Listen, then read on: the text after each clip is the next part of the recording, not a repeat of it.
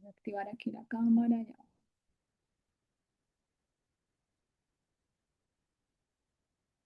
¿Me ven ahorita? Sí, te veo.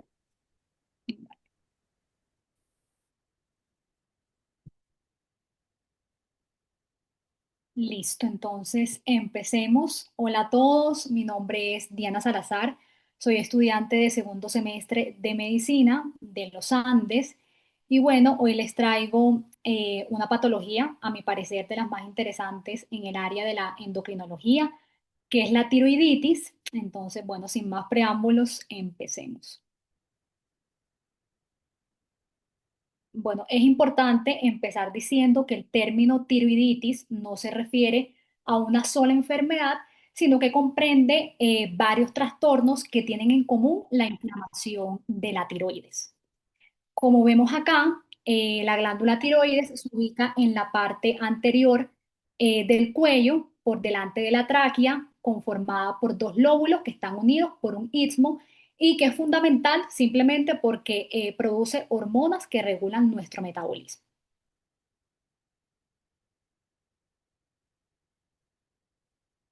Está un poquito lento.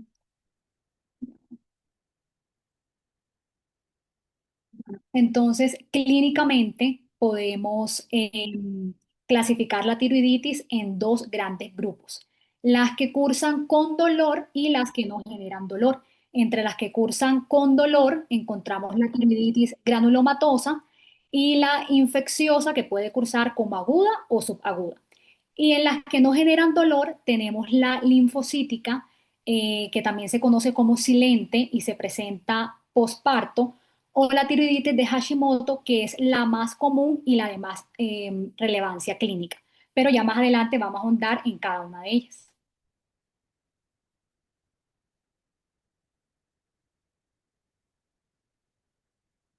Bueno, otra forma de clasificar la tiroiditis es según su curso o según su etiología, y esto refuerza la idea de que esta patología pues no es solo un cuadro clínico, sino un espectro que podemos organizar tanto por tiempo como por evolución.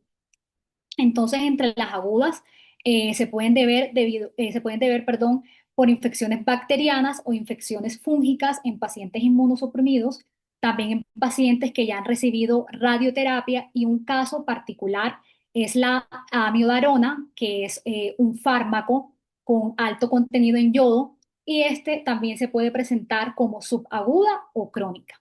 Entre las agudas tenemos la granulomatosa, que generalmente se presenta después de un cuadro clínico viral.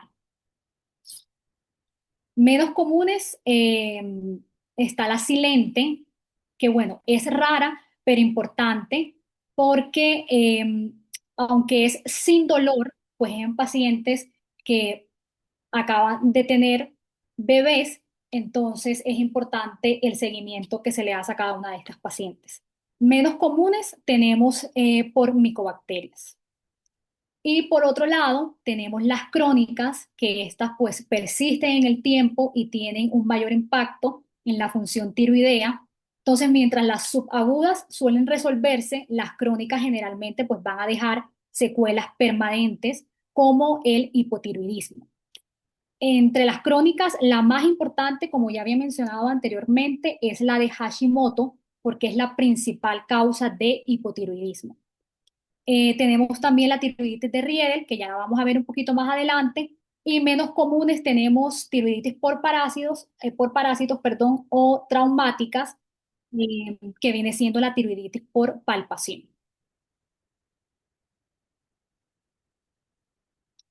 Este cuadro nos resume los diferentes tipos de tiroiditis.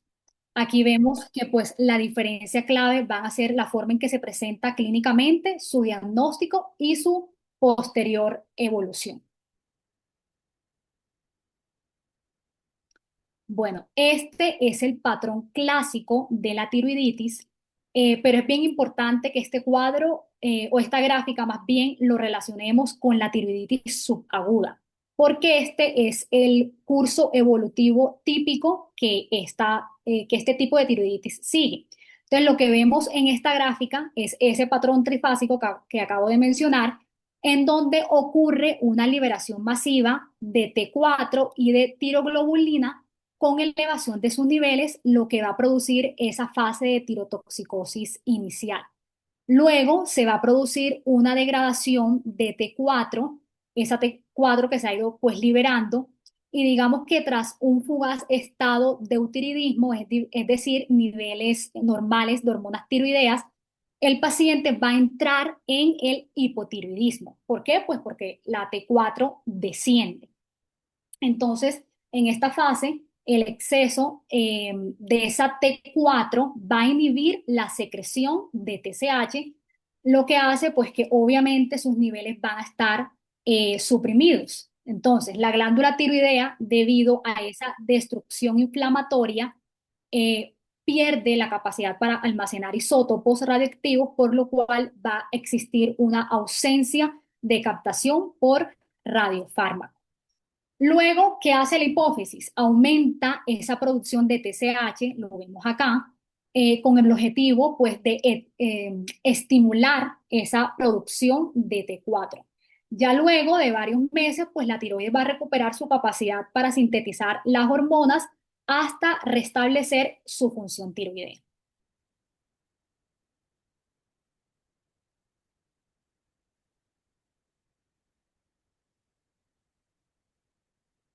Bueno, para el diagnóstico diferencial, lo típico es la gamografía. eh, y lo que vemos aquí es cómo esa gamografía nos ayuda a diferenciar entre varias patologías y no confundirlas con la tiroiditis. Entonces, en el bocio multinodular, que es este, es tóxico y tenemos áreas mixtas, tanto como hipercaptación, que lo vemos acá, como con ausencia de captación. En la tiroiditis, ¿qué es lo característico como lo vemos acá? Que es baja o ausente, ya que la glándula pues no está produciendo activamente hormonas, sino que las libera. eh, y esta es pues la forma más sencilla y puntual, no sencilla, pero sí la más puntual de diagnosticar la tiroiditis. En cambio, los nódulos frío y caliente, la captación, como pueden ver, es focal.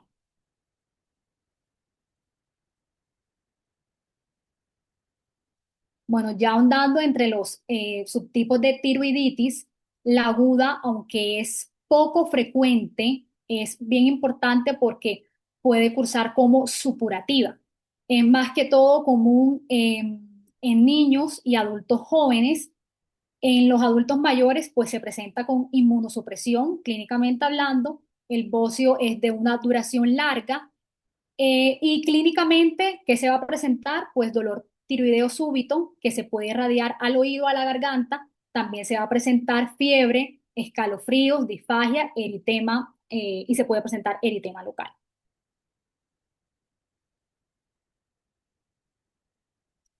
La tiroiditis aguda, ¿cómo la vamos a diagnosticar? Con leucocitosis. Eso es lo que vamos a ver en los resultados de laboratorio. Y bueno, se genera típicamente por Staphylococcus o Streptococcus. Si se encuentra una masa blanda o dolorosa, pues se debe hacer una evaluación inmediata y en caso dado, drenaje. El TAC es solo si se sospecha un absceso. Entonces, en el laboratorio, olvidé decir que además de la leucocitosis, pues vamos a encontrar también la velocidad de sedimentación globular elevada.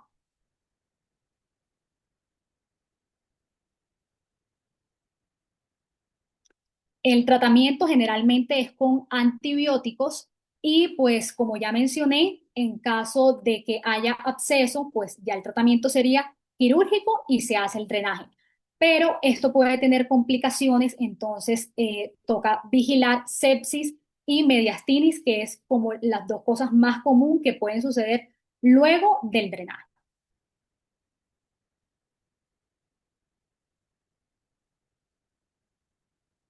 La subaguda, que esta sí es la más común, más que todo en mujeres, Esta es la que sigue el patrón trifásico típico de hipertiroidismo, hipotiroidismo y ya luego de varios meses, pues la recuperación que en la mayoría de los casos es autolimitada. Entonces, clínicamente también vamos a encontrar dolor cervical que generalmente se puede presentar tras un cuadro gripal.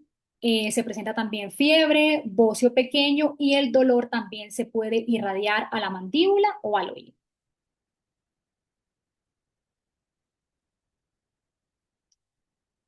¿Cómo la vamos a diagnosticar? Básicamente es el mismo diagnóstico de las agudas, como que para que nos quede el esquema mental claro, velocidad de sedimentación globular aumentada. El tratamiento sería con AINES, eh, y en caso dado, si hay síntomas de tirotoxicosis, que es esa fase inicial que vimos en la gráfica, pues se usan beta bloqueadores.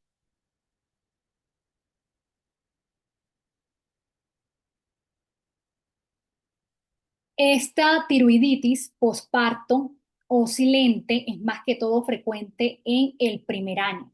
Por eso es bien importante eh, el primer año de estas pacientes posparto.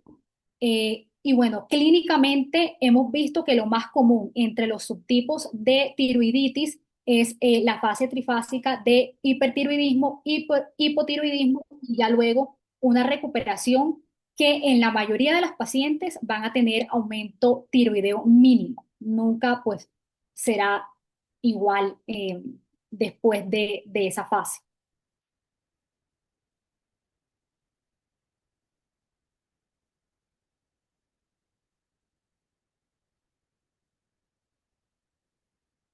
Y bueno, otro caso particular es la tiroiditis por fármacos, pero en este caso el fármaco característico de este subtipo es la amiodarona. Ya vamos a andar en ella.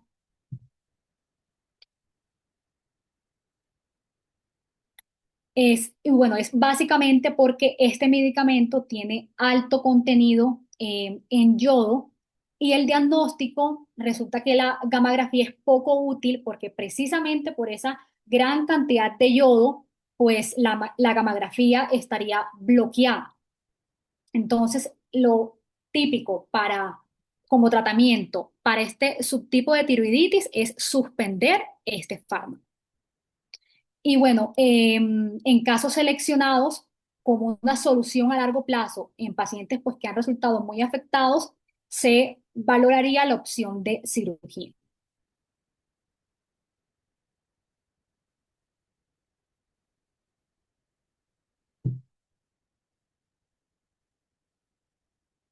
Este tipo de tiroiditis, aunque está casi de última, es la más común porque es eh, la causa más frecuente de hipotiroidismo y es más común en mujeres. Tiene, en cuanto a la patogenia, pues vamos a encontrar que tiene una forma vociógena y atrófica y va a haber un ataque inmune a las células foliculares, lo cual va a llevar pues a la muerte celular programada. Desencadenantes, muchos, eh, entre los más comunes, pues estrés, infecciones, embarazo previo y por genética también. Clínicamente, pues vamos a encontrar, acá como vemos en la imagen, ese bocio firme que aunque cursa sin dolor, puede progresar a un hipotiroidismo. Bueno, en caso dado de que se sospeche de linfoma porque hay un crecimiento rápido, es excepcional, pero eso llevaría a cirugía.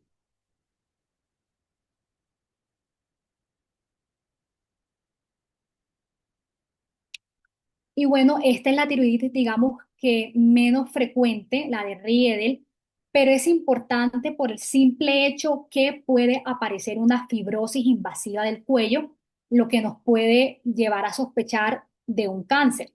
En este caso, el diagnóstico pues va a ser una biopsia, es lo más recomendable, y el tratamiento para que se pueda aliviar lo clínicamente típico de este subtipo, que es la compresión puede ser abordaje quirúrgico, aunque también se utilizan en casos pues menos frecuentes, pero pueden usarse corticoides para que los síntomas mejoren.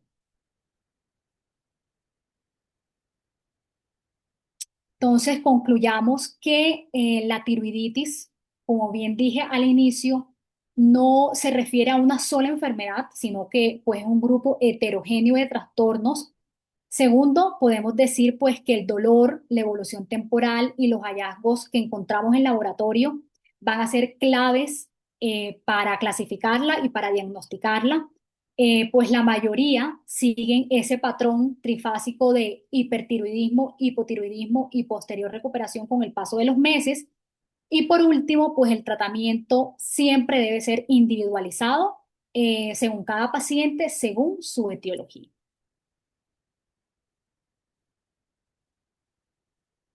Y bueno, eso sería todo lo que abarca tiroiditis.